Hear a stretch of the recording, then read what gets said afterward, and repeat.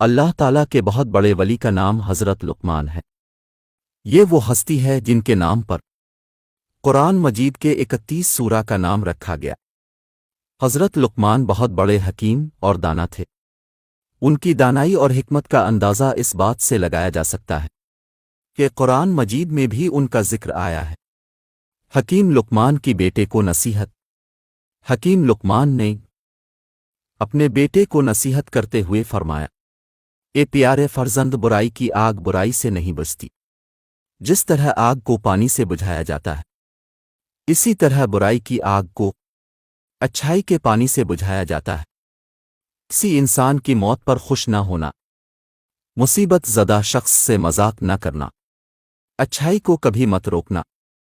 اے میرے فرزند، اپنے راز کو چھپانا اور اپنے کردار کی اصلاح کرنا۔ اگر تم ایسا کرنے میں کامیاب ہو گئے تو دشمن سے اللہ تمہاری حفاظت کرے گا۔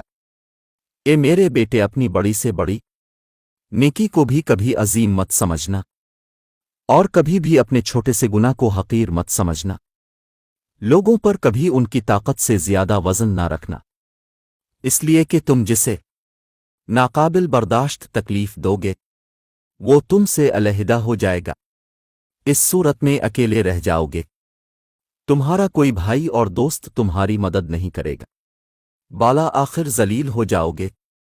میرے فرزند، اگر تم دنیا میں عزت حاصل کرنا چاہتے ہو تو لوگوں کے اموال میں کسی قسم کا طمع نہ رکھنا، اس لیے کہ انبیاء کرام نے یہ اعلیٰ مرتبہ طمع کو ترک کر کے حاصل کیے ہیں۔ پیارے بیٹے، تم جس دن سے شکم مادر سے باہر الفی ہو، آہستہ آہستہ دنیا سے دور ہو رہے ہو اور آخرت کے قریب پہنچ رہے ہو، اس لیے تمہیں چاہیے کہ پیش آنے والی چیز کی تیاری کرو۔ تقویٰ کو نجات قرار دو گے تو نفع حاصل کرو گے۔ جب تم سے کوئی غلطی سرزد ہو تو فوراً صدقہ دو تاکہ تمہاری غلطی کا ازالہ ہو سکے۔ پیارے بیٹے، احمق شخص کے لیے نصیحت کا سننا اتنا ہی مشکل ہے جتنا بوڑھا شخص کے لیے پہاڑ کی چڑھ۔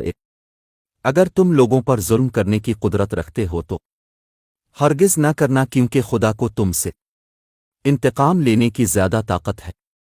میرے فرزند، جو تم نہیں جانتے اس کو اہل علم سے سیکھنے میں مت شرما، اور جو تم جانتے ہو اس کی لوگوں کو تعلیم دو۔